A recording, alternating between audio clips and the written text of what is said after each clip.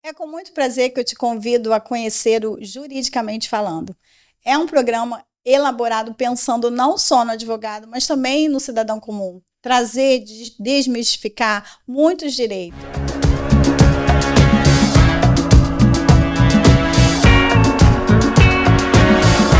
Nada menos, a gente tem aqui na nossa bancada, com muita honra, o atual presidente da OAB, Dr. Wagner Botelho. Fico lisonjeada em ter você aqui na nossa estreia. E exatamente mostrar que a OAB não é só para advogado, não é isso, doutor? Eu lembro de ouvir essa fala assim que você assumiu e, de fato, você praticou isso durante esse período da gestão. Então, eu acho que eu começo falando sobre isso. A OAB é só para os advogados? Bem, primeiro agradecer aqui a oportunidade, agradecer você, doutora Isabel, que não é tão somente aqui a pessoa que me convidou, mas é uma amiga que eu tenho de longa data.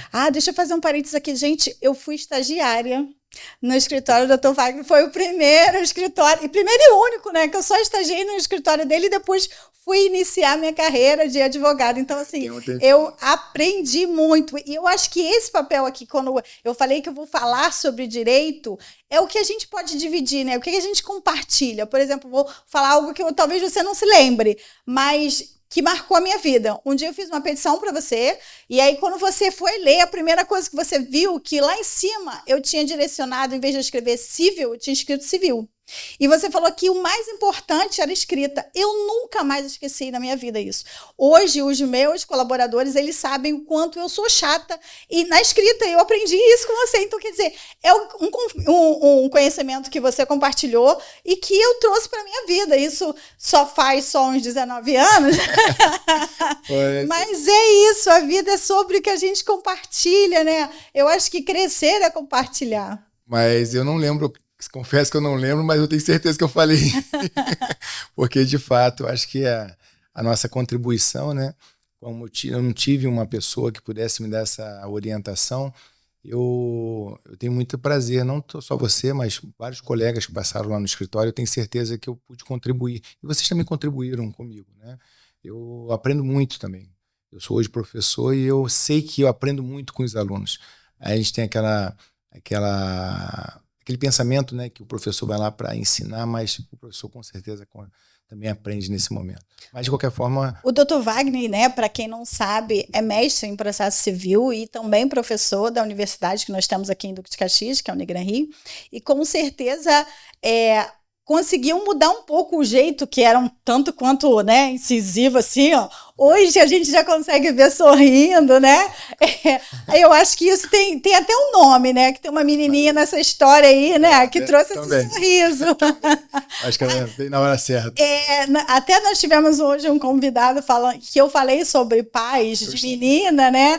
E eu acho que você se enquadrou muito nisso, quanto foi sensível a presença de uma filha menina, trouxe um pouco de sensibilidade, e eu acho que essa sensibilidade fez diferença na sua gestão para lidar com todas as pessoas, né?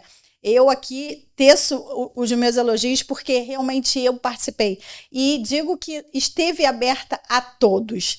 Quem quis estava aberta, né? Tivemos aí excelentes palestras para todas as áreas. Inclusive, o programa tem essa intenção de trazer conhecimento de uma forma digital até, mas a gente teve muita coisa. Eu acho que nenhuma gestão a gente viveu isso. Então, lógico, a gente vai sempre ouvir críticas, mas tem coisas que a gente não pode deixar de ter esse elogio. Eu acho que essa gestão, você foi brilhante em abrir a participação a todas as comissões. Eu acho que se eu tivesse que dar para você uma nota sobre isso, era 10. Não tem dúvida nenhuma que o ponto-alvo assim, alto da sua gestão foi a participação. Eu confesso que também assim, fazer gestão é muito difícil. Você lidar com o ser humano é complicado. E o ser humano, advogado ainda, é mais complicado ainda.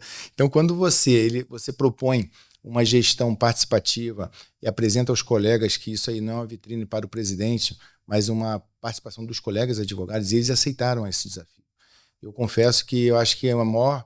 Se eu tenho que tirar um 10, se eu tiver realmente possibilidade de me dar uma nota, eu acho que é mais por conta dos presidentes de comissão terem aceito essa incumbência de fazer a OAB funcionar. Eu tive o prazer de gerir um movimento que nunca vi. Estou falando isso porque eu participo de OAB desde que eu peguei minha carteira da OAB. Então, assim, todas as gestões eu participei, seja como presidente de comissão, seja como conselheiro suplente, vice-presidente, e eu nunca vi, não é porque aqui eu sou suspeito de dizer da nossa gestão, mas eu nunca vi uma gestão que pudesse colocar a advocacia, e aí eu falo advocacia massa. Nós temos quase 600 advogados atuando dentro da gestão. Então, assim, nunca vi isso. Então, eu não sei se isso é mérito meu ou se, de fato, foi essa colocação dos advogados que resolveram abraçar a OAB. Sinceramente, eu acho que foi mais uma luz divina que caiu, assim, você vai ser agraciado pelos advogados. Os advogados vão comprar essa coisa.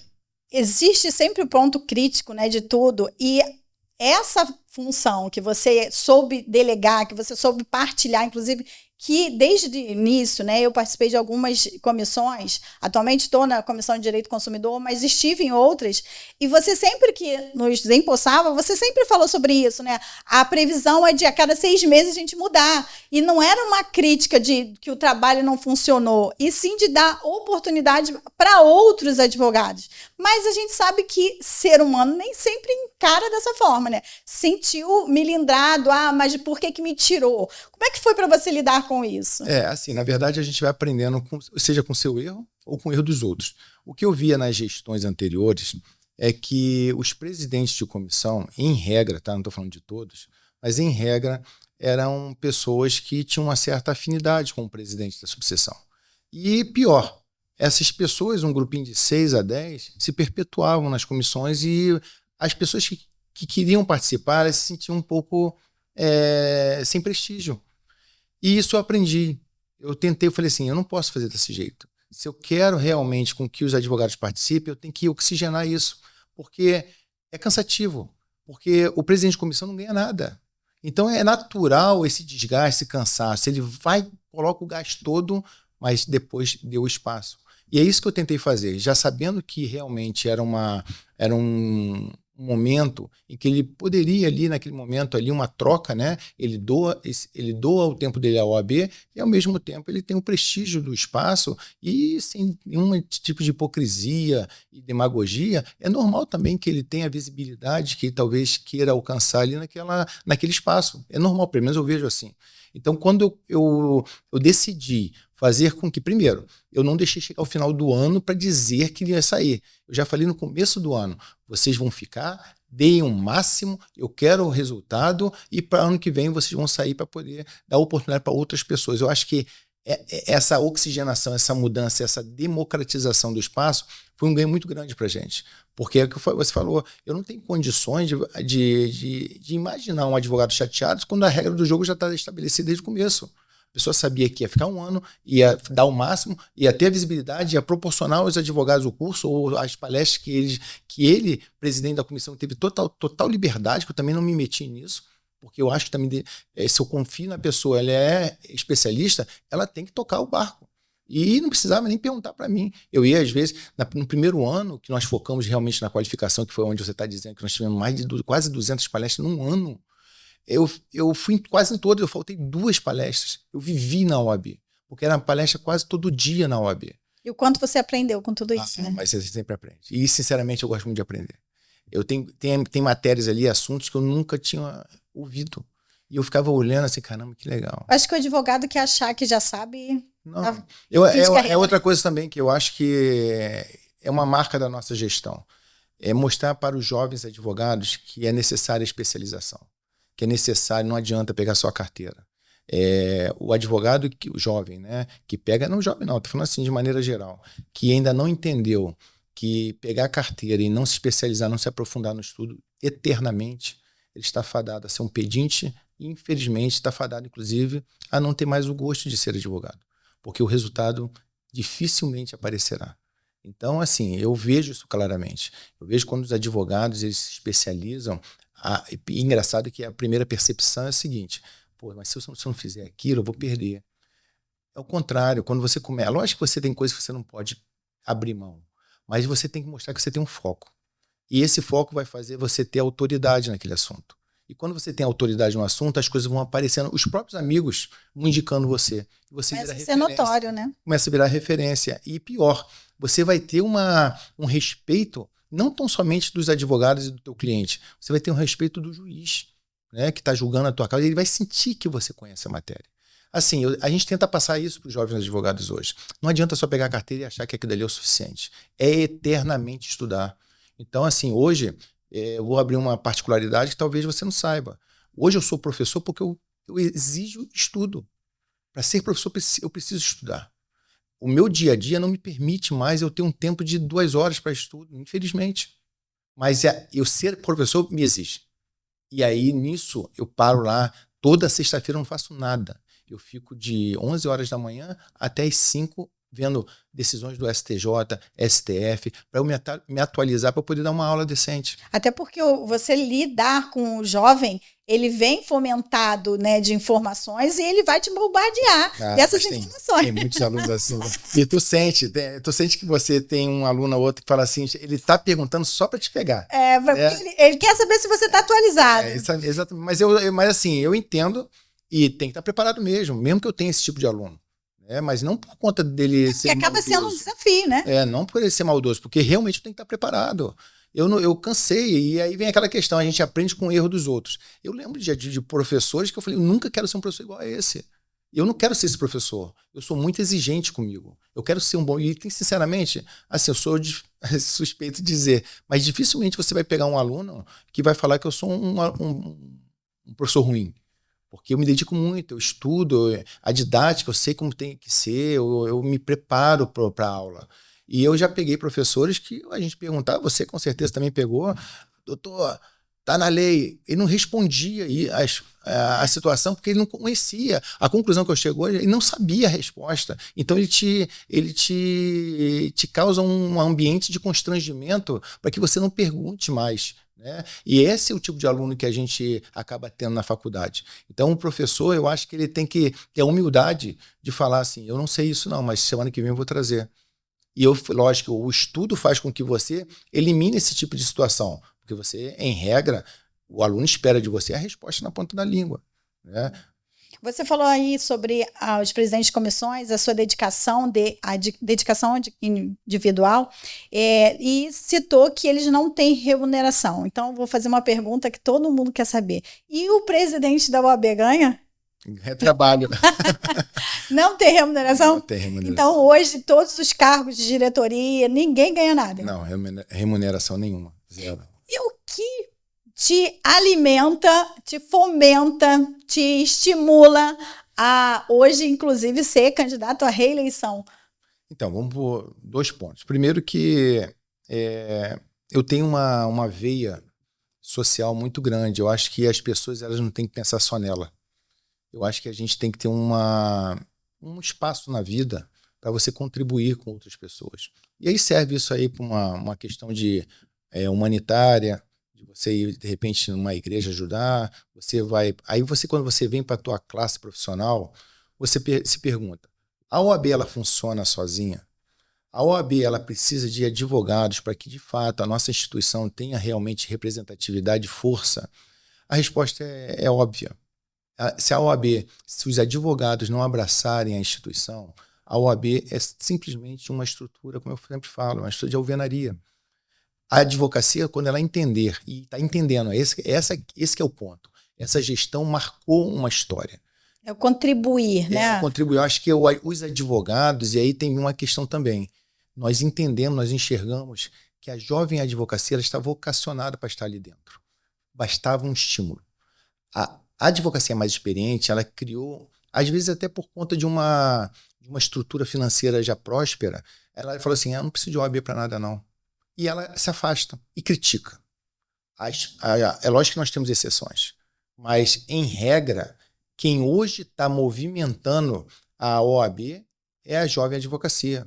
Ou, pelo menos, está contribuindo para que as pessoas comecem a sentir que é possível crescer ali dentro, fazer com que a OAB fique fortalecida. Então, nesse ponto, voltando à pergunta, eu faço minha parte enquanto advogado. E ser presidente da OAB poderia ser como eu fui várias coisas. Fui vice-presidente, fui conselheiro, fui presidente de comissão, vice-presidente de comissão. Eu sempre ajudei a ser presidente da OAB, vou ser bem sincero, desde a última eleição eu estou falando isso. E nunca foi um sonho de consumo.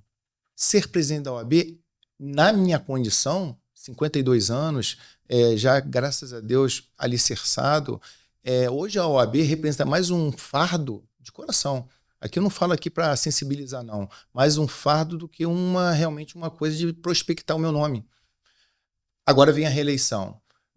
Eu sempre falei, e faço isso nas comissões, como eu falei agora, que essa oxigenação é necessária. Aliás, a democracia, para esses fins, até falo isso num vídeo que eu coloquei na eleição passada, que eu acho que é um alimento da democracia, é essa oxigenação, essa mudança, essa alternância no poder.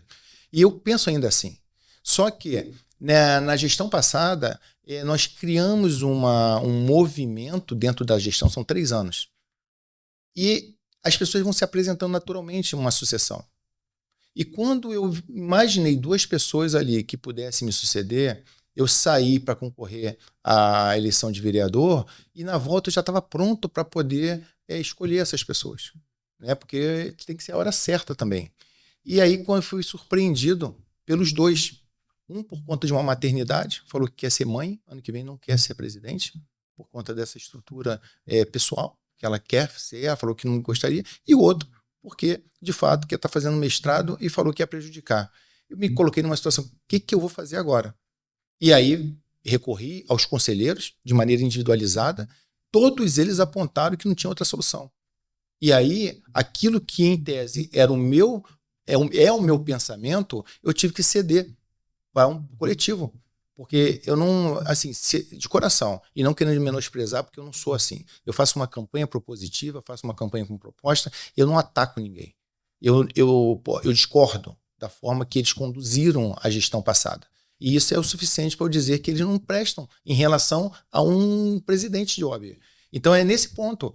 Se eles fossem, apresentassem propostas a ponto de eu reconhecer essa legitimidade deles para assumir de novo a OAB, não teria problema nenhum de uma composição, de trazer, porque a OAB é isso, é uma troca, não tem competição, é todo mundo apresentando. Aliás, é outro formato também de união, eu propus isso dentro da gestão, eu não persegui ninguém da outra chapa, o que era a chapa 1 e chapa 2, eu fiz questão de mostrar que eu queria união, quem não votou em mim, venha para dentro da OAB, vocês vão ver como que é. A minha proposta era, desconstruam isso, eu quero mostrar para vocês que eu vou ser um bom presidente, para que vocês possam ter arrependimento de não ter votado em mim. Foi isso o tempo todo. Mas hoje, o que a gente vê é um grupo, infelizmente, grupo de 20 pessoas que preferem me atacar, a pessoa do presidente. E pior, eles não notam que isso aí, a advocacia não quer isso. A advocacia está cansada desse tipo de coisa.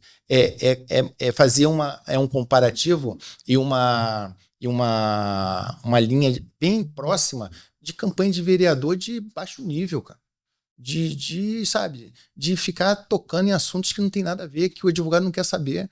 O advogado quer saber o que nós fizemos em relação às propostas do TJ, que 14 projetos foram esses que nós criamos fora das nossas propostas de campanha, muito mais do que nós propusemos. Porque se você acha que se propôs, né, se colocou na forma dinâmica que é o direito, surgindo novas necessidades, procurar demandar de acordo com a necessidade.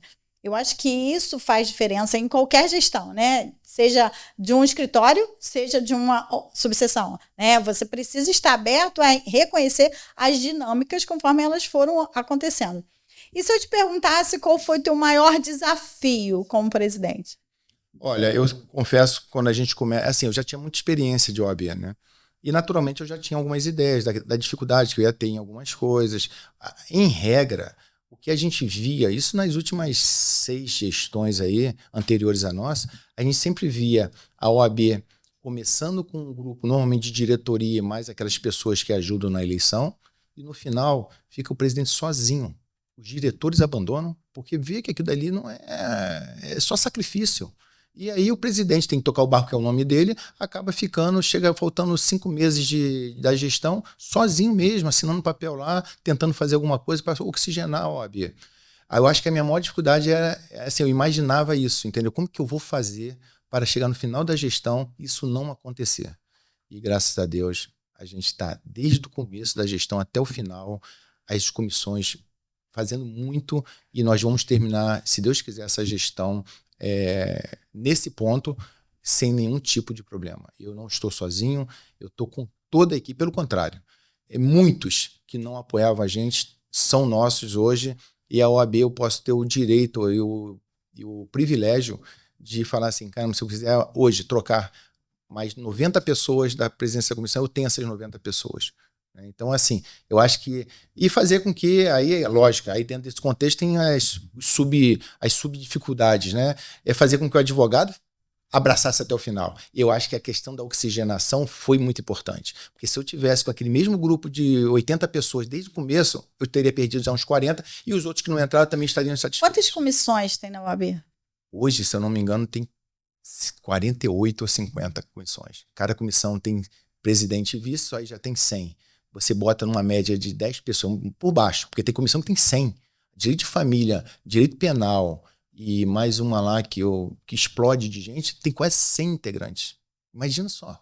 Nós temos um universo hoje, lógico que não nem todos são advogados, que também foi outra situação que eu abri. Criei um espaço lá chamado de colaborador para que jovens alunos que queiram conhecer a OAB já possam estar dentro da OAB. Então, nesse viés aí, vamos imaginar que eu tenho aí, no mínimo, uns 400 advogados dentro da gestão. No mínimo. O restante, colaborador, um médico, enfim, são pessoas. Então, assim, a maior dificuldade, voltando à pergunta, foi fazer a advocacia entender que aquele é um espaço para ela. E nisso, nós conseguimos levar todos eles. E aí, assim, quem saiu no primeiro momento, já sabendo que sairia, lógico que você tem um ou dois. No universo de 100, 2 ficaram chateados. Eu não posso fazer nada. É a forma de eu gerir. Então, ficou chateado, lamento.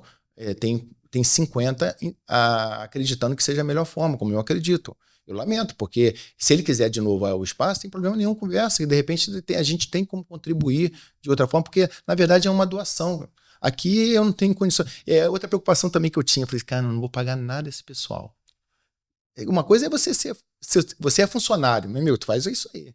Outra coisa é você ser líder e as pessoas te respeitarem como líder, você não paga nada, é só pela sua dedicação. E aí o exemplo é importante.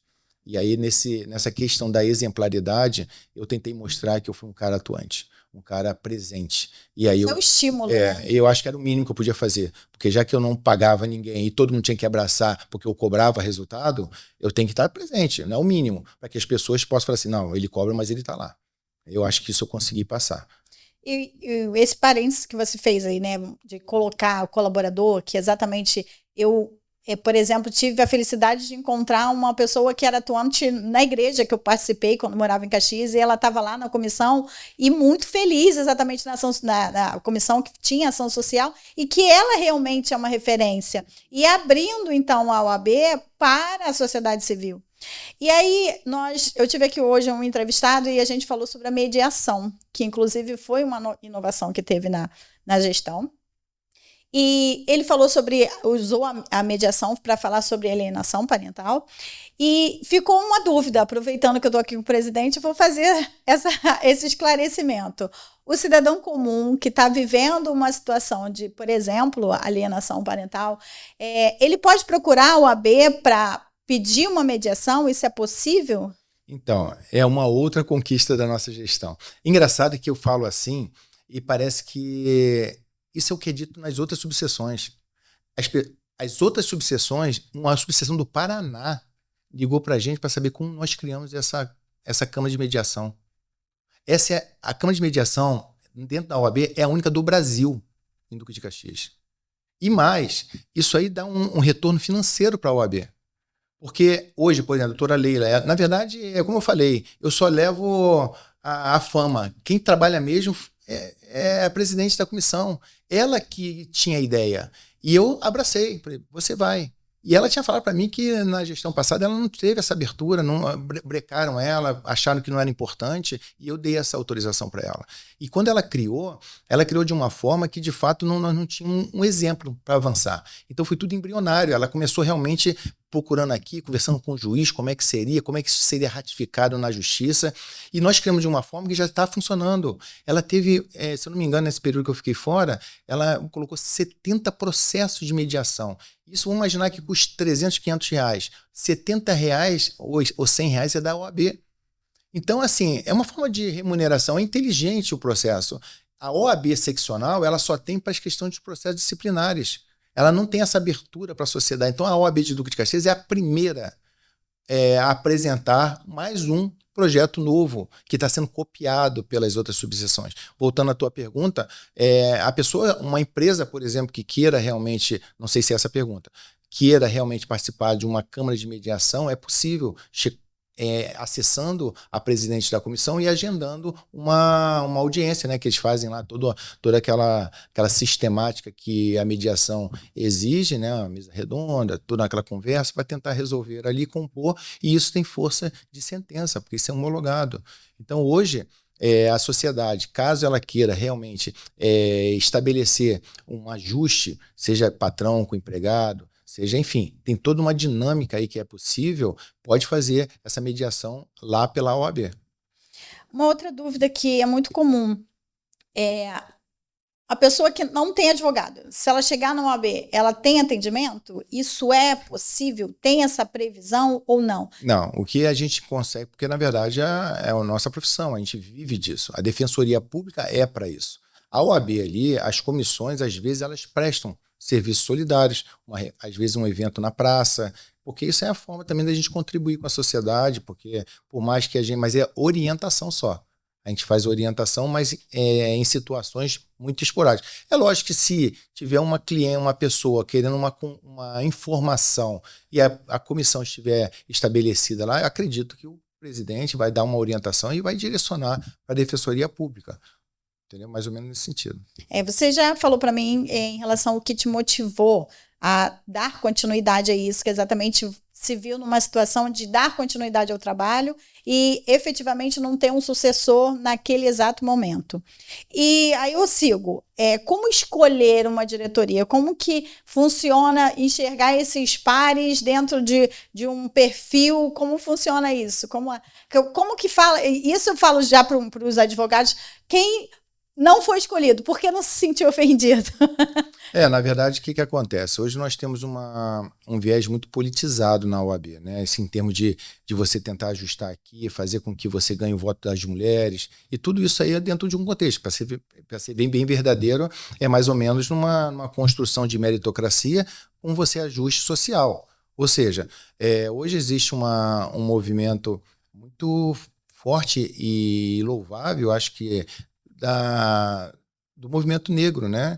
E eles querem se representar. Nós colocamos uma pessoa lá que é a doutora Ruth, é uma pessoa já idosa, uma pessoa que tem esses traços, né? E esses viés que eles se sentem prestigiados, beleza. E nós tentamos fazer essa composição desse formato, ou seja, eu era o presidente, nós temos 3 mulheres, ou seja, é a primeira vez que nós temos mais mulheres na nossa chapa, né, na chapa, eu não lembro nenhuma outra chapa com mais mulheres do que homem.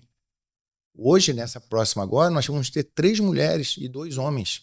Então, essa foi uma forma também da gente mostrar a nossa... Porque é muito fácil você defender a bandeira da mulher e botar mais homens do que a mulher. Isso a gente vê aí. A gente tem alguns casos aí que a gente conta lá quantos homens tem. Ele vende a bandeira da mulher. Então, assim, qual é a incoerência aí? Então, é muito fácil apontar dedo, né? Mas se eu quiser apontar, eu vou ter também condições. E nossa chapa, não. Então, a escolha, eu pelo menos prezo assim, a meritocracia.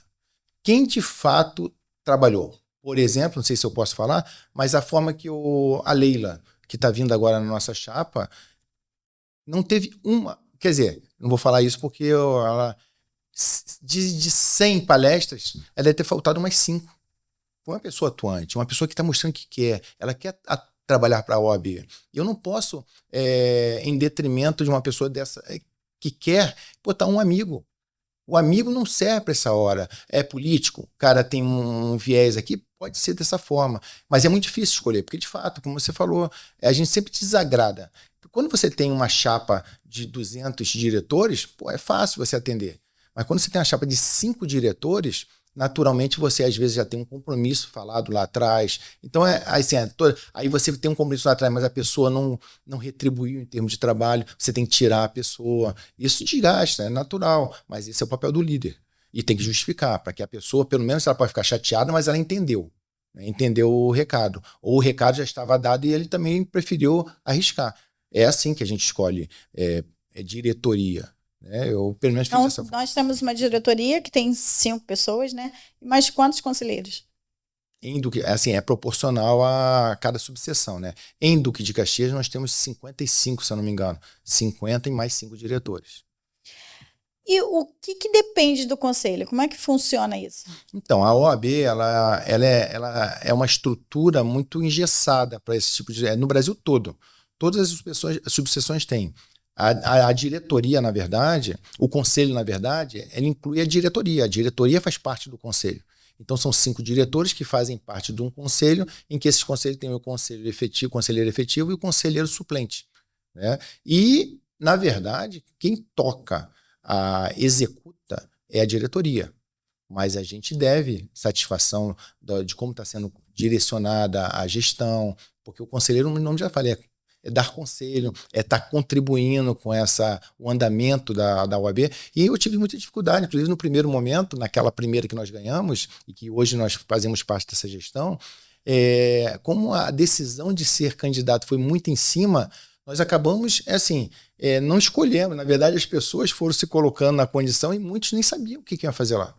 Então, nós fizemos todo um trabalho de ensinamento, de mostrar que eles são muito mais importante do que a gente, do que nós. É um mal comparando que tem o prefeito e tem a Câmara. Exatamente. Eu ia falar isso, mas é exatamente isso. É o poder legislativo com o executivo, e os diretores são executivo e o conselho, só que todos são eleitos. Eu, por exemplo, eu não escolho, eu escolho só para concorrer, mas após a eleição, os conselheiros são eleitos. Eu não posso tirar, a não ser que faltem 3 vezes. Aí tem todo um ordenamento lá, um regramento, no sentido de que você é eleita. Você não. Diferente do presidente de comissão, que eu que nomeio. Mas o conselheiro, ele é eleito. A eleição é do conselho e da diretoria. Qual o saldo dessa gestão? Olha, sinceramente, não sou eu que digo isso. Isso é advocacia. Nós fizemos uma pesquisa. Essa pesquisa aponta a gente com 82% de satisfação. É lógico que, se você disser assim, pô, Wagner, então você é perfeição. Lógico que não. Nós temos muitas coisas. O que eu acho que falta no advogado, em termos quando a gente avalia uma gestão, é saber o que efetivamente só depende da OAB. E o que a OAB faz ou atua dentro do TJ que não depende só dela. Porque aí é uma negociação, é mostrar que a advocacia está precarizada por conta de um serviço mal prestado do TJ. Então, quando você faz essa separação, você consegue imaginar, o Wagner foi bem naquilo que dependia dele? Confesso a você que é impossível, de coração, se doar mais do que eu me doei, para fazer essa parte. Nós criamos, como eu falei, 14 novos projetos. Nunca. Eu ouso aqui, e não desmerecendo os anteriores, porque todos contribuem no formato dele, mas nunca teve uma gestão tão criativa em relação a projetos, principalmente para a jovem advocacia. Não existe. Então, assim, se você perguntar para mim assim, qual é o saldo dessa parte? O saldo é 100%. O saldo é 100%. Não existia a nossa limitação financeira que impõe a gente não avançar mais. Porque se eu tivesse condições de pagar, por exemplo, um funcionário para ficar olhando ali o estacionamento de rua da OAB, seria perfeito. Mas o dinheiro que eu pago de anuidade, se eu sou inscrito em Caxias, não vai para Caxias? Não, negativo. Foi até bom tu perguntar isso, porque isso é uma dúvida de quase todos. E eu, sinceramente, aprendi isso dentro da presidência da OAB. O dinheiro que você paga, vamos imaginar que seja R$ 1.200 a nossa anuidade. Esse dinheiro vai todo para o Conselho Federal lá em Brasília. Todo. E aí eles vêm fracionando. Só que tem um detalhe. Algumas subseções, elas conseguem, diante da estrutura, se manter. Só que existem subseções no país, por exemplo, no interior da Bahia tem uma OAB.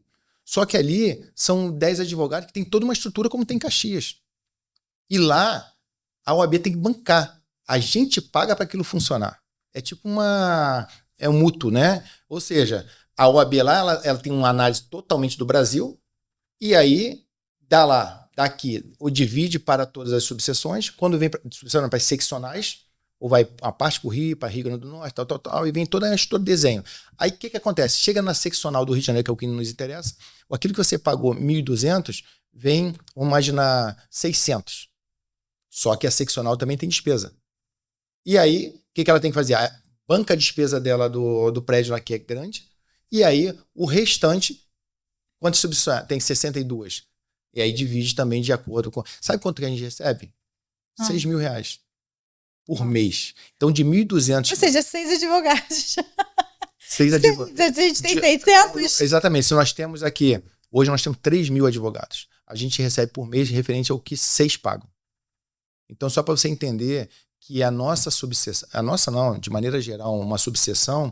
Ela é muito limitada financeiramente. Eu acho que isso é até um mito, né? Eu toquei nesse assunto porque é um mito das pessoas acharem que você tem um orçamento milionário para gerir. Tá doido. Isso não existe. O que existe é o seguinte, é prestígio.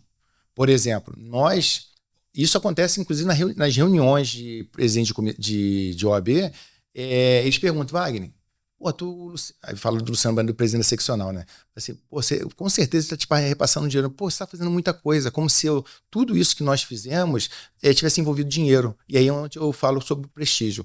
Por exemplo, Ordem na Saúde. Não existe nenhum lugar no Brasil que dê atendimento médico gratuito para advogado. Não existe. Nós temos a primeira subseção que tem esse atendimento. Mas como tu paga o advogado? A primeira pergunta que o pessoal médico.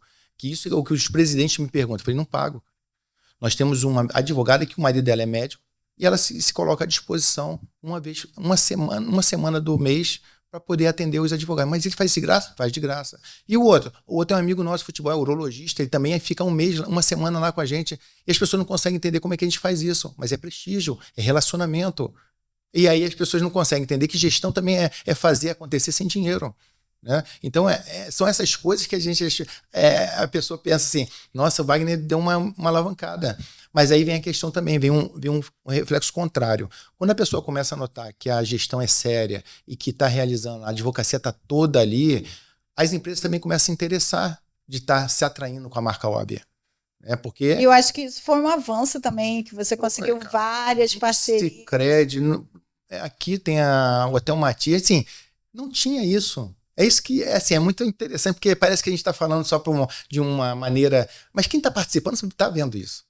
Quem não está participando que é o difícil, porque a crítica sempre é mais fácil. Isso é normal, né? A gente pensar que a luz incomoda quem está no escuro. Isso é fato. Porque quem está brilhando junto contigo ou também brilha, não vai se incomodar com isso. Sim. Pelo contrário, vai ver como eu posso contribuir. Eu quero fazer parte Mas disso. O que é legal é que quem está lá está vendo isso. Né? Eu acho que assim, não é uma coisa fechada. As pessoas notam a evolução da nossa gestão. Como nós pegamos com R$300, com 200 pessoas no Instagram da OAB, hoje nós temos 7.000. Né? Então, assim, é um movimento diferente. Só não quer enxergar que não interessa enxergar. Eu não estou preocupado com essas pessoas. Essas pessoas nasceram para apontar dedo. Essas pessoas nasceram para ficar no limbo mesmo. Né? Ficar falando mal das pessoas. Isso aí, eu prefiro até longe mesmo. Quem quer faz acontecer. Eu acho que isso faz diferença. Porque até que eu tenho uma crítica para você, eu vou chegar para você e vou falar, olha só, eu tive essa ideia assim, eu tenho essa ideia que pode...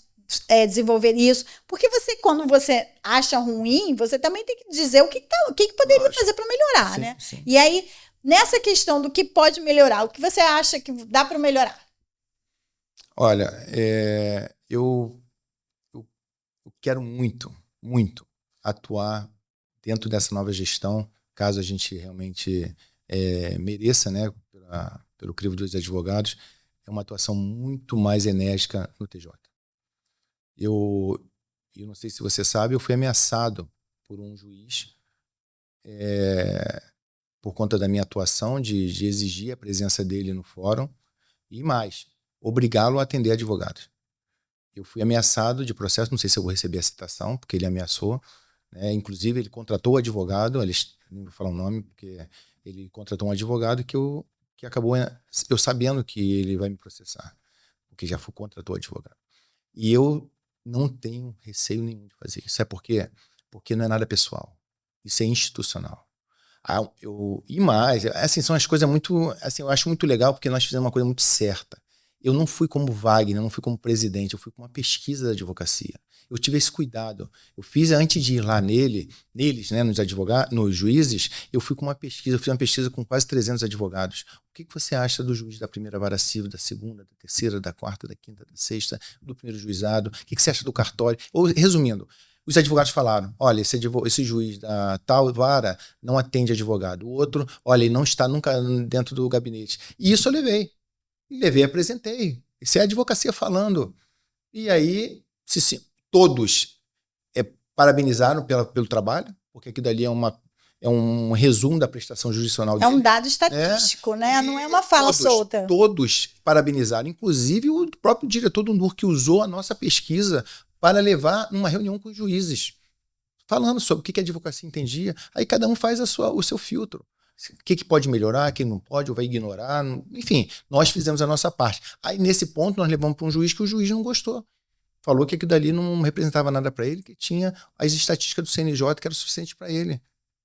Nós fizemos a nossa parte. Eu fui na corregedoria umas 3 vezes reclamar desse juiz. Porque o primeiro ponto com relação a ele era que ele não atendia a advocacia. E eu fui lá 3 vezes para falar, na corregedoria, falar disso. Eu sou civilista. Naturalmente, eu tenho processos lá. Eu vou ser prejudicado, mas eu não estou nem aí. No dia que eu sentir que realmente a questão é pessoal, eu vou pedir a suspensão dele. E vou tirar meu processo de lá. Ele vai ter que justificar. Então, assim, eu como presidente, eu não fui omisso. Eu como presidente, eu não fui covarde. Porque poucos não, nenhum fez isso que eu fiz. Bater de frente com o juiz, principalmente na área que eu atuo. Mas eu fiz. Sabe o que aconteceu? O resultado prático? A corregedoria chamou ele. E aí, hoje, se você for lá na vara dele, hoje tem que ter um livro, ele tem que ter um livro lá apontando que, atendeu? Doutor, assina aqui, por favor. Só para mostrar que eu atendi essa. Então, assim... Isso é um resultado. É um resultado. Então, e é um resultado pelo nosso trabalho. Nós não ficamos como alguns que desejam falar e gostariam que fosse assim. Não foi por uma omissão. Não tem essa história. Agora, lógico que a gente tem nosso limite. Quando eu falo que a gente tem que trabalhar mais em cima contra o TJ, mas eu já sei o entendimento do TJ com relação à contratação de funcionários. A ideia do presidente atual do TJ é que tudo vai conspirar para que há 5 anos a gente não ter mais o fórum.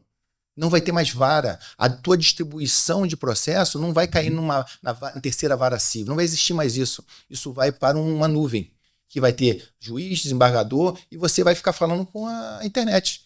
É assim que vai a ideia da nova justiça. E sabe o que acontece? A gente viveu uma experiência parecida na época da pandemia, né? Que fazia uma distribuição, e aí, como era tudo remoto, e a gente sofreu, né? A gente sofreu porque a gente pegava, às vezes, um processo em relação... Mas assim, eu não sei se isso vai ser bom ou vai ser ruim, né? Mas esse é o comportamento futuro, né? E o futuro que esse presidente atual está desenhando para o Tribunal de Justiça. E nesse contexto, o que acontece? Como que ele vai contratar mais 300 pessoas para suprir? Não é em Caxias, é no Rio de Janeiro todo. Falta de funcionário é no Rio de Janeiro todo.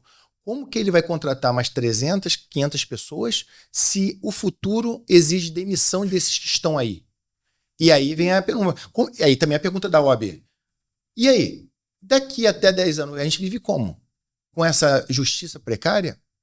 Então, assim, o nosso trabalho enquanto presidente de subseção vai até a página 10.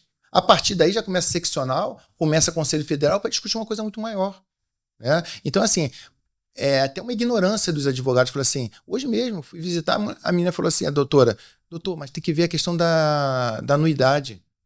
Como se eu fosse uma pessoa que pudesse ter essa... Eu posso, sim, como eu fiz. Eu mandei um ofício para o doutor Luciano Bandeira para que defenda a tese de que a gente tem que ter um limite que está lá, se eu não me engano, uma resolução que compara no sindicato de 500 e poucos reais. Eu não lembro muito bem o artigo, mas era um pedido nosso que Duque de Caxias clama por essa equiparação.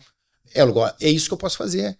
A partir daí, é o Luciano entender também, porque ele é o presidente da seccional, levar isso no Conselho Federal, porque é no Conselho Federal que muda.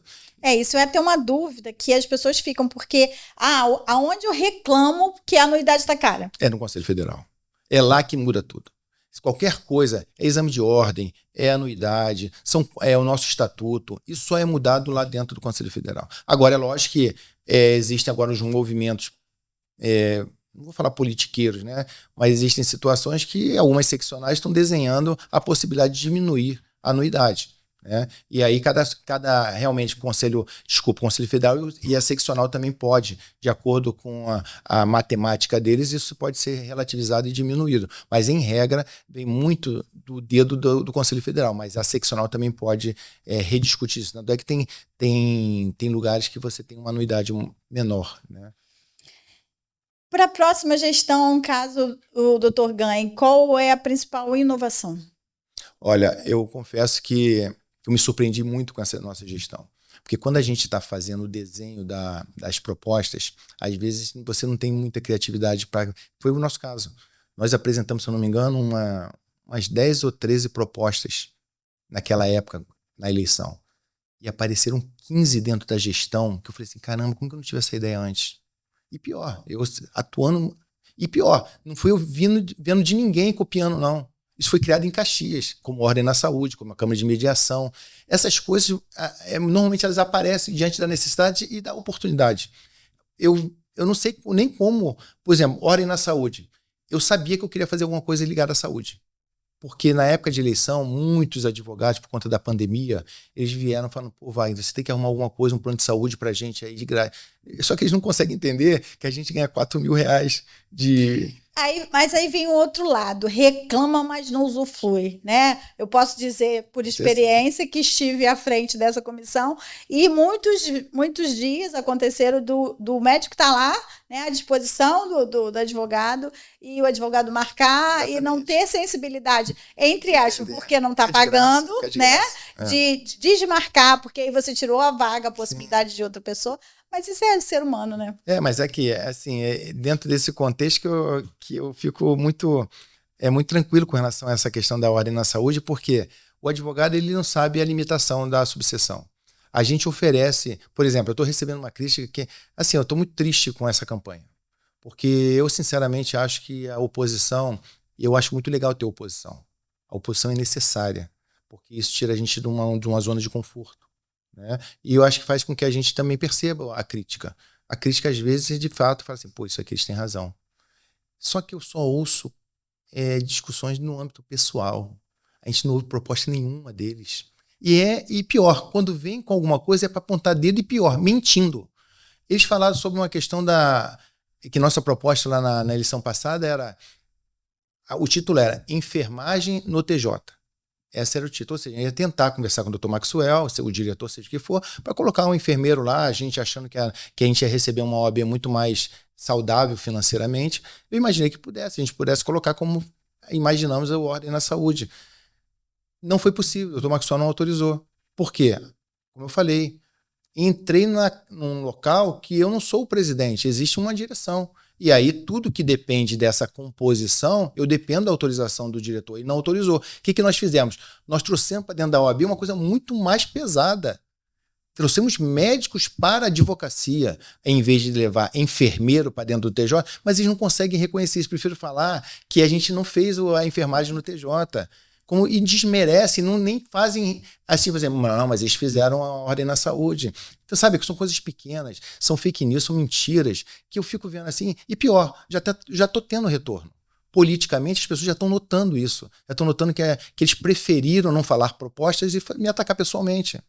Coisas pequenas, e a advocacia não tolera mais isso. Eu acho que chega a ser medíocre, pensando que a gente está falando na classe dos advogados, você buscar ataque ao invés de você apresentar proposta. Mas é isso que está acontecendo. Porque o advogado, ele tem conhecimento não só técnico, mas também de postura, né? Eu digo isso na minha visão, se eu tivesse que analisar os dois, eu vou olhar as propostas que cada um tem. Eu não vou procurar, porque fulano é isso, ou fez aquilo. Não, eu acho que vai muito mais a isso, até porque eu estou pensando no meu desenvolvimento como profissional, o que eu vou precisar, de que forma isso pode me ajudar. E eu acho que essa eleição, ela tem essa eleição tem um viés muito diferenciado, porque o que a gente via em outras eleições era um grupo novo chegando, quanto um grupo que fez ou trabalhou.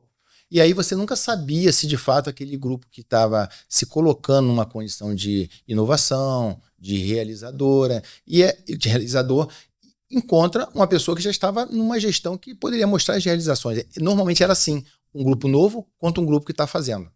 Dessa vez não. Eu acho que essa eleição agora é muito mais fácil de você decidir, porque os dois grupos já se apresentaram. Os dois grupos já tiveram oportunidade dentro da OAB. Esse grupo, na verdade, que está concorrendo com a gente, é um grupo que antecedeu o nosso. Eles ficaram 6 anos, sendo que os primeiros 3 anos eu fui vice.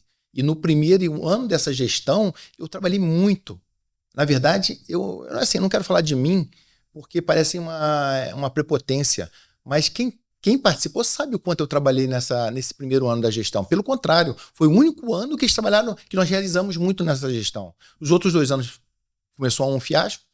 E aí sim, aí vem os 3 anos que a atual candidata participou, que ela foi vice-presidente. Eu quero que ela apresente como vice-presidente o que eles fizeram nesses últimos 3 anos e compare com nossos 3 anos agora. Eu acho que fica muito fácil quando você utiliza o critério realização. Se eles já tiveram oportunidade nesses últimos 3 anos e não fizeram nada ou fizeram muito pouco, compara com os nossos. Nós temos mais de 20 projetos realizados. A cada um que ele disser, eu digo 4 do meu. Eu faço esse desafio. A cada projeto que ela disser, enquanto ela foi vice-presidente, o que ela fez, eu boto 4 meu. Então, assim, hoje está muito fácil. Se a advocacia ela realmente quiser avaliar através de realizações de trabalho, eu não tenho dúvida que a gente vai ganhar de muito. Agora, se quiser levar para o lado medíocre, pequeno, que o biscoito da OAB é uma marca tal e eles vão botar outra marca, a lâmpada do TRT filma, sabe, é de uma mediocridade, é de uma coisa absurda. Porque você não tem gerência sobre isso, né? De quê? Sobre a lâmpada que está lá? Não, na verdade, o que aconteceu? Quando nós já assumimos, nós queríamos dar uma segurança maior à OAB. Nós tínhamos um caso lá, logo que eu assumi, e isso foi o divisor para a gente tomar a decisão, é que nós tivemos uma denúncia de abuso dentro da OAB. Eu falei, mas a gente não tem câmera. Se isso acontecer com um funcionário, enfim, vamos botar a câmera. Aí nós também, sem dinheiro, nós conseguimos um patrocinador e colocou condicionado a gente fazer a propaganda dele nas entregas. Perfeito. Conseguimos isso. As câmeras. Só que esse mesmo patrocinador, ele falou assim, olha, eu não tenho como fazer no TRT e no TJ. Eu tenho algumas coisas queimadas. Aí me deu uma lâmpada queimada, daquelas do Paraguai, que simula, que filma mesmo, e nós colocamos só que ela acendia. E colocamos lá no TRT para pelo menos a pessoa olhar e achar que está sendo filmada. Isso que aconteceu. E mesmo que eu tivesse colocado ali um ambiente de OAB que não tem exclusividade, ele não tem essa... Mesmo que estivesse filmando, eu entendo que aquele momento ali é um espaço da OAB e eu tenho esse direito de proporcionar aos advogados segurança para que amanhã, caso fale de um funcionário que aconteceu, ou um roubo ali, um furto ali dentro, a gente ter condições de poder responder. Mas não foi isso que aconteceu. A lâmpada estava com defeito, só estava acendendo como uma lâmpada convencional. Eles foram criar, mas é época de eleição, né? Começou um movimento de eleição, eles começaram a criar apontar dedo e falando que a gente estava tirando a privacidade da advocacia, que às vezes está conversando com um cliente e está tirando esse direito, essa prerrogativa do advogado de conversar com o seu cliente de maneira privada. Sabe, são coisas pequenas que eu fico olhando assim. Como é que pode uma oposição se apresentar dessa forma? Vai ser uma surpresa muito grande se essa oposição ganhar da gente. Vai ser uma surpresa muito grande, porque eles não têm condições nenhuma de gerir a OAB. Não tem. E eu não falo isso para ganhar a eleição, não. Eu falo porque eu tenho receio de como a OAB realmente vai funcionar na mão dessas pessoas. Bom, eu acho que a gente trouxe aqui vários pontos de esclarecimento, principalmente para o jovem advogado. Algumas perguntas que eu fiz aqui, eu repassei até porque eu tenho jovens advogados no meu escritório, como que é a gerência da anuidade, o que acontece sobre isso, e esse era a minha intenção, que a gente pudesse propagar aos novos advogados, à sociedade, de fato, ao acesso que existe à OAB, independente de você também ser candidato para uma reeleição, o que estamos disponibilizando e o que as informações aqui prestadas são de o que já foi realizado e o que pode ser feito para melhorar. Essa é a nossa intenção. E o Juridicamente Falando exatamente tem essa intenção de que a gente possa esclarecer não só para os advogados, mas também para o cidadão comum, né, de ter acesso, e a OAB é uma entidade de classe de peso, a gente não pode esquecer disso, a importância que nós temos, e trazer isso de uma forma ímpar para a advocacia de Caxias. Eu acho que isso essa gestão fez. Te dou a oportunidade de você complementar alguma pergunta que eu, de repente, não lhe fiz. Assim, eu acho que eu esqueci, dentro dessas críticas que eu falei que normalmente eu ouço, né, e tento ver até onde vai a veracidade, até onde eu tenho que mudar mesmo. Houve uma crítica agora, além de algumas questões pessoais, com relação à enfermaria do TJ, que eu prometi não cumprir, que é mentira. Nós fizemos de outra forma com relação à médica, é muito melhor. E a outra que falar, não sei porquê, sabe? São coisas que não dá nem para entender o que eles estão criticando. Que nós perdemos as vagas de estacionamento. Não existe isso. As vagas, pelo contrário, nós tínhamos 4 vagas ali na frente do TJ, nós fizemos 10. Nós aumentamos para 10. Talvez o que falte é aquilo que eu falei. Falta uma pessoa realmente de fiscalização ali para que respeite aquelas vagas dos advogados. Isso eu também não consegui, porque eu não tenho remuneração, não tenho condições de bancar uma pessoa para ficar ali. O que eu faço, às vezes, é ligar para o serviço público para passar uma moto ali multando os carros que estão ali. É isso que eu tenho feito. Eles têm, na medida do possível, passado lá, multado advogados, carros que não têm o adesivo. Agora, existe também um conflito ali, que é perto de uma favela.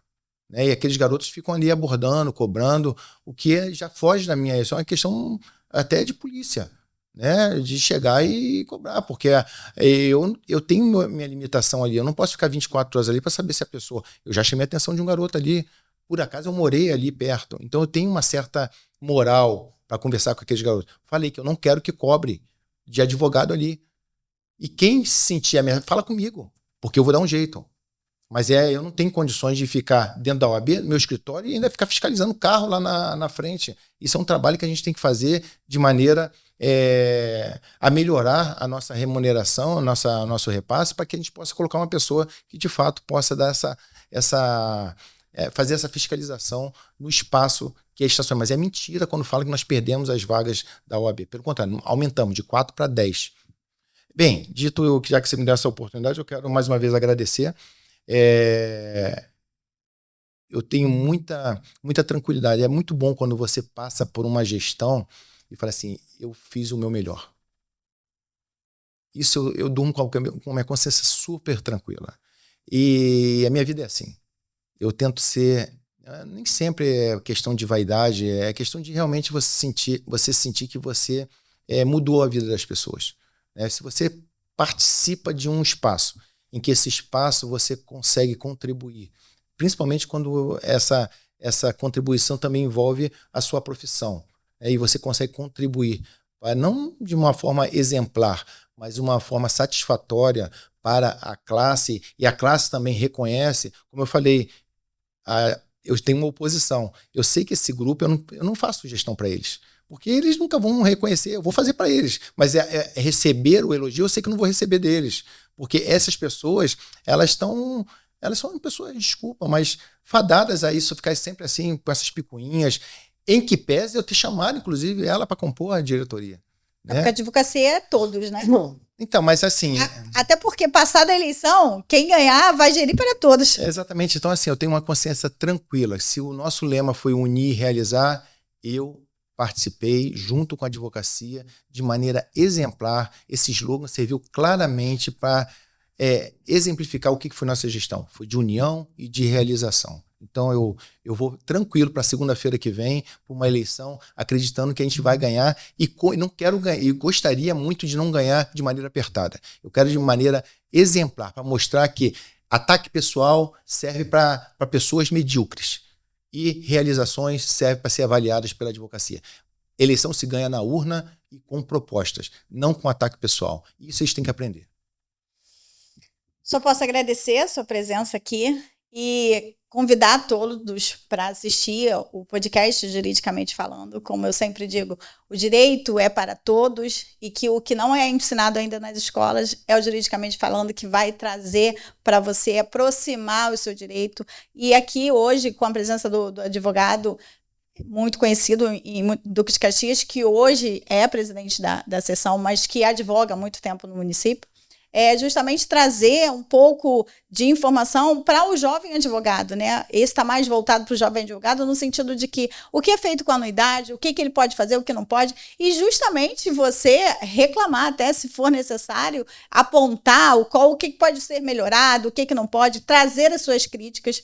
E gostou do conteúdo, a gente pede que curta, compartilhe e principalmente nos comentários você pode deixar aqui outras perguntas que porventura não tenha sido respondida por aqui, a gente vai esclarecer e complementar. Se você me permite, faltou de repente um ponto, principalmente os jovens advogados que ainda não sabem como que vão participar da primeira eleição. A eleição vai ser dentro da OAB, tá? Tem 4 urnas. Eles já devem estar recebendo, quem tá habilitado, quem está apto a votar, já deve estar recebendo um e-mail da OAB para que fala lá qual é a sua urna. Vai ser dentro da OAB. Hoje, esse voto ele é eletrônico, é a urna do TRE, né, que fica lá, e eles votam para dois candidatos. Um para seccional, né, que está concorrendo, nossa candidata é Ana Tereza Basílio, a chapa 1, e aqui em Duque de Caxias é chapa 11, e eles vão votar dessas 2 formas, a presidente da seccional e o presidente da subseção. Então, só para esclarecer que é de 8 às 17, a pessoa chega lá com a sua OAB, vai ser fiscalizada se ela está apta. Normalmente, quem pegou a carteira até o dia 25, se eu não me engano, do mês passado, está apto para votar. Isso tem que estar em dia. Então, uma chamada especial aí para os jovens advogados que estão aptos a votar. Certamente. Então, vamos relembrar, dia 25, de 8 às 17 horas. Na sede da OAB. Na sede da OAB, que provavelmente para os jovens advogados é onde você recebeu sua carteira. Mas se você tiver dúvida também, o próprio site da OAB pode te dar esse esclarecimento ou ligar para a subseção também. Muito obrigada e espero você nos próximos episódios.